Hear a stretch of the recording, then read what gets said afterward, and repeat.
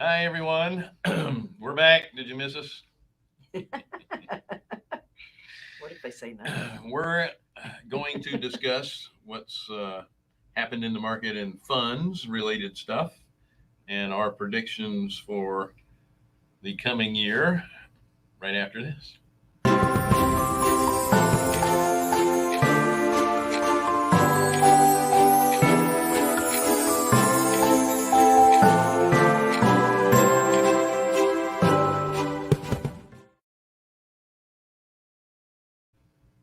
Woo! I love our little New Year's stuff. That's cool. Thank you, Scott. That is pretty cool. Thank you, folks, for joining us on the Passive Accredited Investor Show. We are Carolina Capital Management. We are lenders in the Southeast for real estate investors. If you're interested in borrowing money, go to carolinahardmoney.com and click on the Apply Now tab. If you're a passive investor looking for passive returns, then click on the Accredited Investor tab. Don't forget to like, share, subscribe, and hit the bell. And don't forget to sign up with Wednesdays with Wendy. Ooh.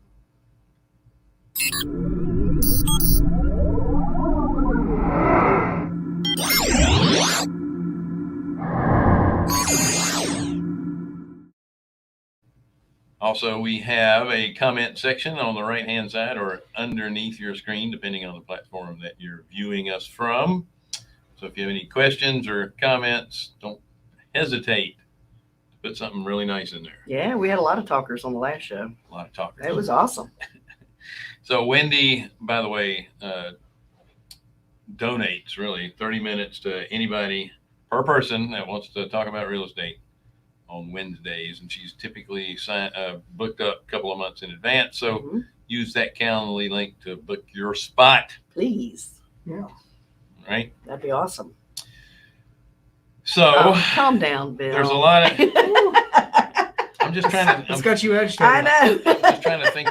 Just trying to think ahead. That's all. Yeah. He's nervous as a cat. Unfortunately, I have a hard time doing more than one thing at once. I know. Guess what I got to do this morning? I What's woke that? up to the horse. I just always look outside my window and, check it out, see what's going on. But I'm looking for deer. But instead, I found my horse standing in my carport. I thought that was interesting. I thought, oh, he wants to get out of the rain. But wait, how'd he get out of his fence? Yeah. And is he in the carport waiting for me to ride him to work? That's right. That's right. So then I thought, oh, if he's out, that means my 4 Great Pyrenees are also out and roaming the neighborhood. And that's exactly what they were doing. So I got to chase down 4 dogs. Actually, we only got 3 of them. So we're still looking for the 4th. I'm sure he'll show up. If you see it, please turn it in. Yeah. If you see a great white Pyrenees running around looking for his mom and dad. And they're hard to miss. Yeah, they're really hard to giant miss. dogs that you could ride like the horse. That's right. What an exciting life we have at the farm. That's right. Doesn't get much better than that. Well, at least the weather was nice. That's exactly other than right. The rain, it wasn't too cold. That's exactly right. Must be climate change. It is climate change. You should have seen the full bloom cherry tree that I drove by today in full bloom. Yeah, I have a neighborhood I pass on the way in, and all their cherry trees were in bloom this morning, which, I do remember when I was in, they call it middle school now, junior high when I was attending, that we'd get off for Christmas break and we'd be out in shorts and t-shirts. Yeah, riding our bikes break. and stuff. Yeah. So this stuff runs in cycles. Yeah. I'm just worried that the end of January and February are going to be miserable. Be really, really cold. Yeah. That's okay. God gave us this to enjoy, so we're going to do it. So I was looking at the Inglewood Beach Cam, and it was Inglewood, Florida. Yeah, it was 81 degrees, and everybody was out on the beach having fun. And you wished you wish were I could enjoy it. But thank God you have that place rented, so you can't go. How nice is that? I'm jealous of Scott, our video producer here. He's sitting in a restaurant / tiki bar on the beach in Ecuador, right across the street from the beach in Ecuador. Yeah, he's got a rough life. Poor Scott. Send money, folks. So let's talk about funds. And different types of funds and our fund. Well, how did our fund Specifically. do this year? Um, I know you can't give numbers. well, let's put it this way. We exceeded expectations. Yes, quite a Yes. bit. Yes. Yeah. Yes. So we have Woohoo! expected returns, and we have a range, Mhm. and We can say the expected return. Yeah, range, right? sure we can. between 7 and 9. Between 7 and 9, So- and we exceeded expectations. Yes. Yes. Woohoo! Which compared to 2020, which was COVID time. Mm-hmm. While the real estate market really shot up and did Mhm. very well in 2020, the banking side of things struggled in the beginning Yeah. because everything was shut down. March through June, July was pretty Mhm. rough Rough. Yeah, for there most of them. There Yeah. were no transactions going on. People were scared. We were having to do a bunch of modifications. And we were still in our expected return Yeah. range for 2020. Right. Yeah. It was the lower end of the scale, but considering all the stuff we had to go through, I was And you very are- happy about You that. are a hell of a salesman. Yeah. No, it's still within It the kind of range. sucks, but come on, Bill. I'm- Anybody got a fire? I need to light one under his Yeah. rear end. So, what do you think for going forward? For returns or what? I mean, we talked Your about excitement. regular real estate. Yeah. Fix and flips have kind of slowed down a little Mhm. bit. Yep.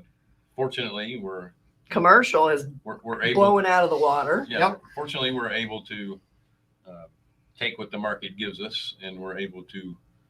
I don't want to say transition, but we're fairly nimble. Yeah. So we're able to work the market that's working right Well, now. hold on a second. You said that fix and flips have slowed, but here's the reality of that. They've improved. They're better houses. They have higher ARVs. The borrowers that are coming in now are unbelievably off the charts, just top end. Well, it's the causality of the market. It's too difficult for people who have It done weeds out the 0 to part-timers. five flips. Right. The part-timers. Yeah, to really get in there and get a property and even survive thinner margins. Those guys who are doing, 5 to plus a year, those are the ones who can get in there, make the right bids. They can, they can find the source the properties better. They have mailers, door knockers, what have you. So those are your more seasoned borrowers. Right. And, it's a causality of the market that it's forced most everyone else out, and those are who is left. Yeah. Yeah. Yeah. And that's who we're working with. And Mhm. we're loving every bit of that. Yep. Now, while I say fix and flip have slowed down, new construction has picked up. Incredibly. In fact, I just talked to somebody again this morning that's new construction folks that are Yeah. wanting a loan in a couple weeks. Yeah, we just started building new construction for my Your own family's- house. Oh, yeah. That's right. Please send money. Yeah. The only reason they're building in a place that has a lot of acreage is because he needs a place to park his boat. Yeah. 'Cause the Told you that homeowners. would homeowners run you. association doesn't like his boat in his driveway. I know the my friend who was the HOA president just moved, so now I have to deal with the next one. Uh-oh. Yeah. Wonder what kind of Karen that's going to be. Oh man, Patricia. It's a Patricia, I'm pretty sure. Uh-oh. Uh-oh.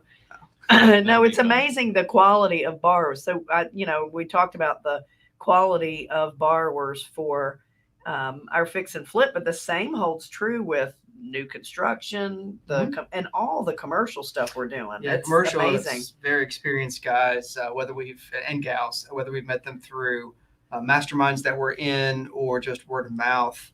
But yeah, I mean, most of the people we're working with have multi-million-dollar portfolios. Right. The other thing I failed to mention is that we're doing a lot more fix to hold. Mm-hmm. Yep. So instead of fix and flip, they're using them for a rental property, but Yep. they still need to do the same type of, not nearly the same, but they still need to fix them up. Right. And they're just not putting the super high end finishes that you would if you were trying to sell it. Yeah. So the nimbleness, as Bill said, has allowed us to pick and choose, go down a path or an alley that we want to go down, which has in turn, correlated to the returns of our fund. And that's why they are up. And anyone if you're in a fund and their returns are down, get out. Get out, because Might not be safe no right one's now. return. Like if someone has lower returns this year, I mean, that's just a sign of negligence. Right. So get out. Really bad luck. Well, it could be at the same. We don't want to disparage anyone. It depends on the type of fund you're There's in. a lot of different types. If you are in a single family or like storage or self-storage fund and the returns are down, that's a bad sign. Yeah, that's a bad That's a omen. bad sign. Yeah, so if you were in hospitality, Oh, well, retail, then, yeah. Those types of funds. You already knew that then if you were in those. Yeah, they kind of took it on the chin because of revaluations. Yeah. They did, but Those they're property coming values. back in a great way. They're Yep. coming back slowly but surely. Office space, I'm telling you. Office Yeah. space. So that's what you're thinking. I love it. Awesome. I like it.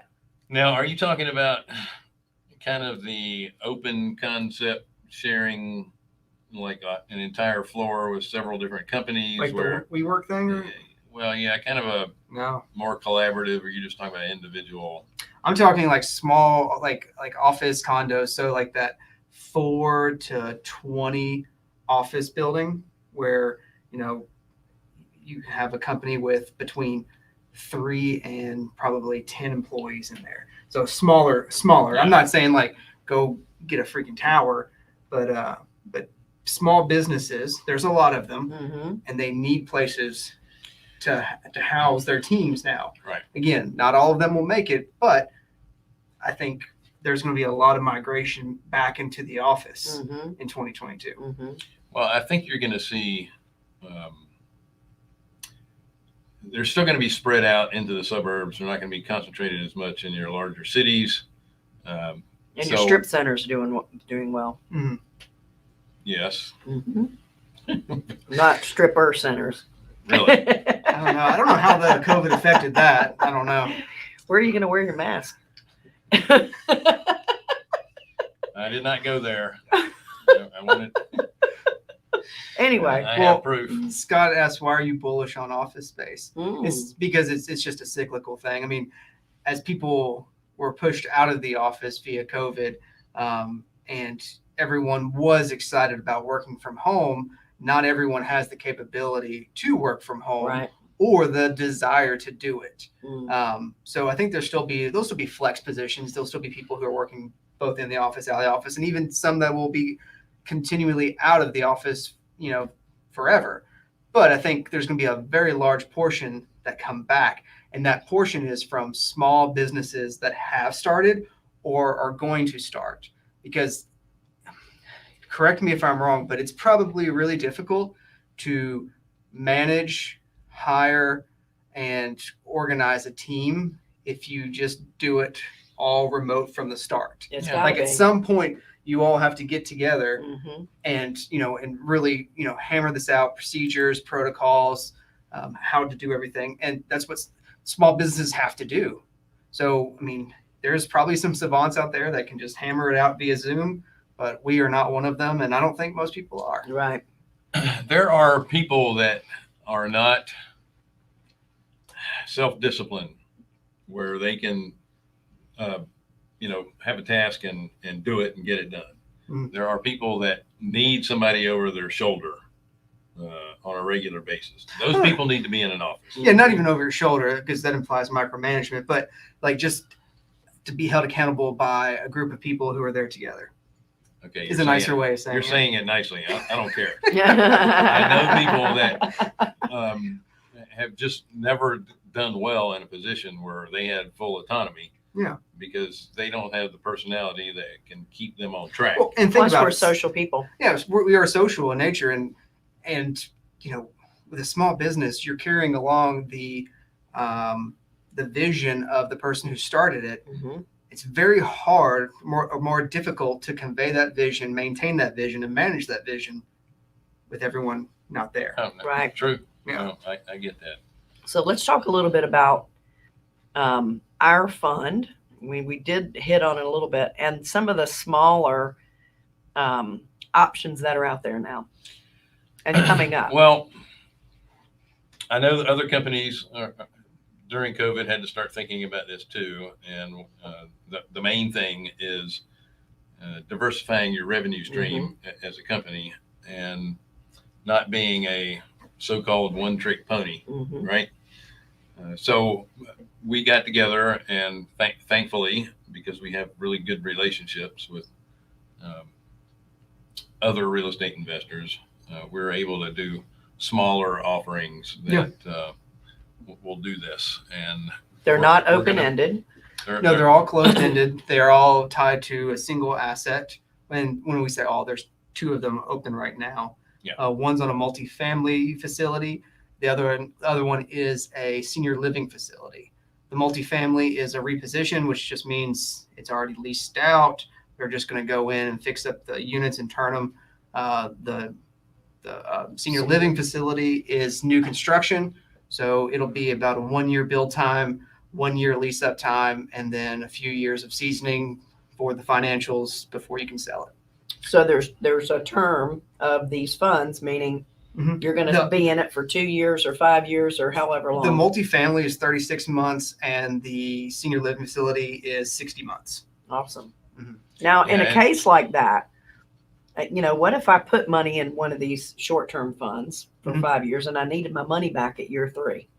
How is something like that handled? You can do it a couple different ways. If someone else wants to get into it at that point, the issue will be, you would be giving up all your upside. You would be giving up all your upside. So whatever you had gotten to that point, that's yours to keep. And then your principal comes back, and then anything else that was the upside beyond that, you would not receive because it hasn't been realized. Yeah, typically how these work is you're going to receive a certain income along the way, and then you get an upside at the end. And the end is whatever event takes place. If it's a sale or if it's a refinance, there's going to be a kicker or an upside piece of that. And with the new constructions, there's going to be no income for a while because there is no income. And then you'll start getting it later on in the phase. Yeah, the way that the new construction would work is obviously there's no income coming as the construction is done. Then in the lease up period, I think the way that we modeled it, there wouldn't be any income until the 8th month of the lease up. So beginning basically at month 20 from the investment, you would start seeing returns, and they would be wherever they could be based off the cash flow to catch you up for the previous 20 months that you didn't receive anything. Right. So you're not missing out on anything. You're just not receiving anything. You're not receiving it. It'll just be caught up over the sequential months that happen. Yeah, absolutely. And our plan company-wide here is to do 3 to 4 of these a year. And while they are invested in a single asset, and we always talk about the way to diversify is to do it through many assets. Sure. Still, these are multi-unit assets, and they're geographically diversified as well. So yeah, the multifamily at acquisition, it is 90% occupied. It's 240 units, 90% occupied. It cash flows as it sets right now. What city is it in? It's in Atlanta, Georgia.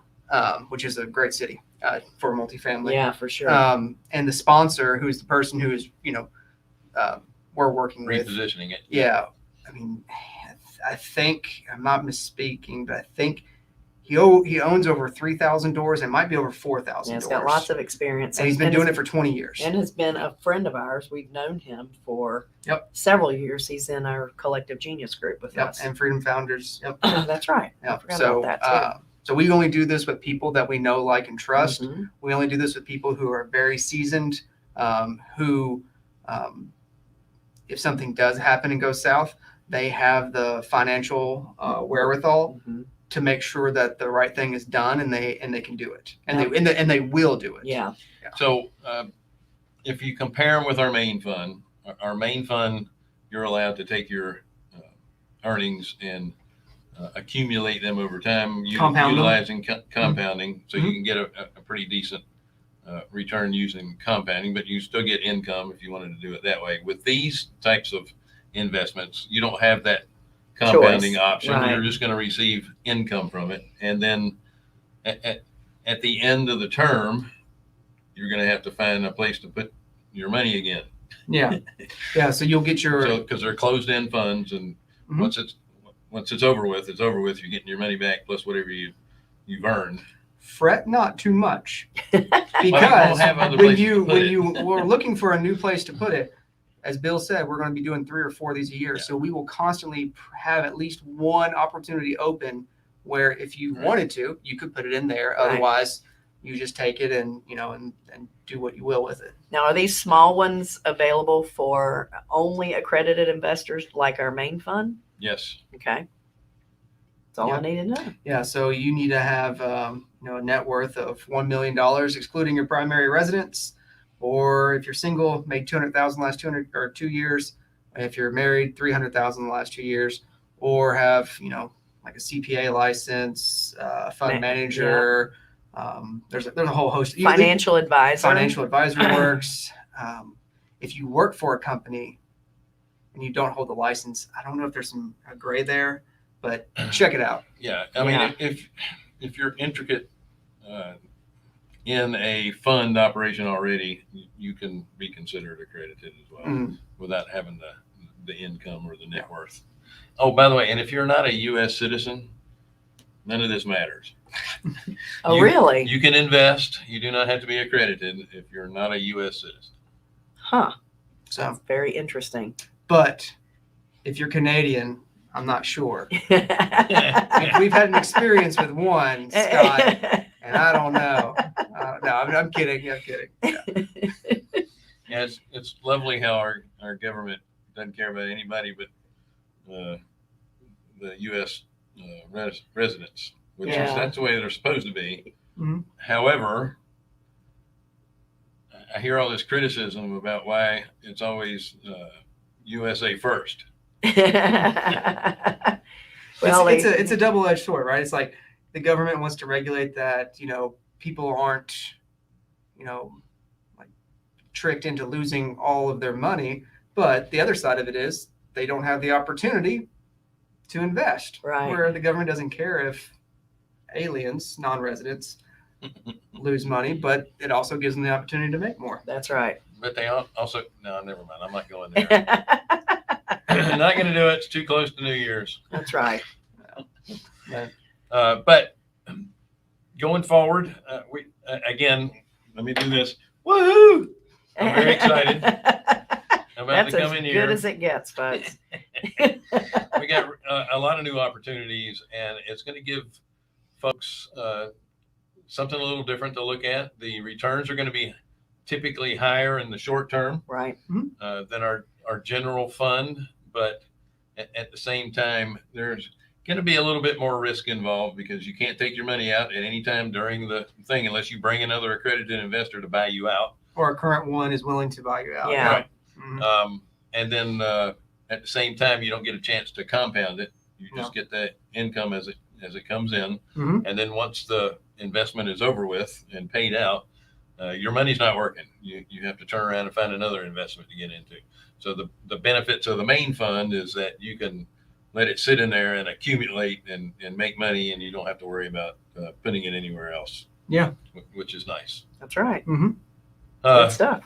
Folks, that does it. This is our last and For the final show of the year. Woo! Next week, you are going to get a best of from us because we're all traveling to Dallas for a small Freedom Founders event only for the Trusted advisors. This is really exciting for us too.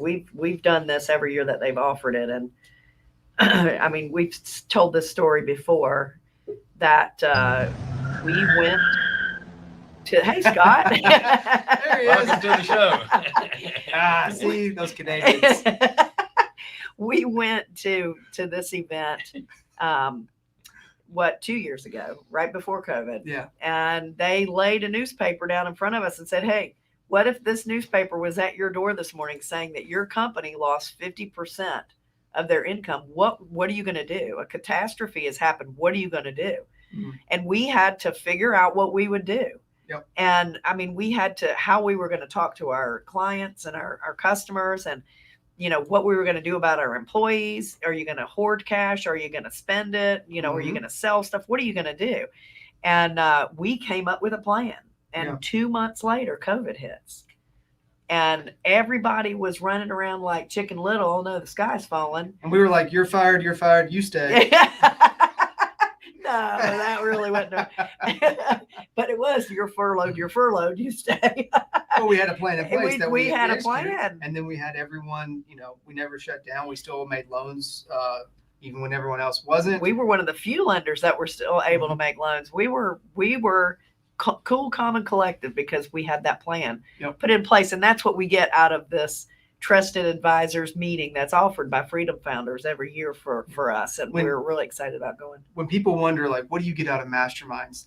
And the best thing is questions posed that you would never ask yourself. Yeah. Right. And that's what, like no one's going to give you some secret sauce that's going to like 10x your business. Like, I know there are people who sell those masterminds, but like to us, that's not the important thing. It's the questions asked that can pivot things one way or another, just a degree or two.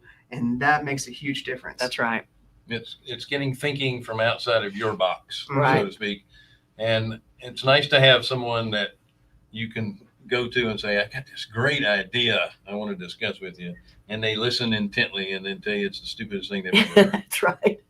Isn't that like coming to my office? That's right. And you don't get your feelings hurt because they're coming from a place of love. They're like, no, because I tried that. Yeah. And here's why it didn't work. Yeah, exactly. All right, Exactly. folks, we're going to head out. Looks like we've lost Scott. Of course, he is in Ecuador. So, Poor guy. and he's at a tiki bar. Yeah. So maybe he spilled a margarita on his computer. Have a happy new year. And when we come in, our camera angles will be better. And Our lighting will be too. Our Yes. color in our face will be better. Oh, There he Yeah, is. he's coming back. He's back. All right. So We won't even ask what happened, Scott. again, we'll have a safe and happy new year. We will see you next time.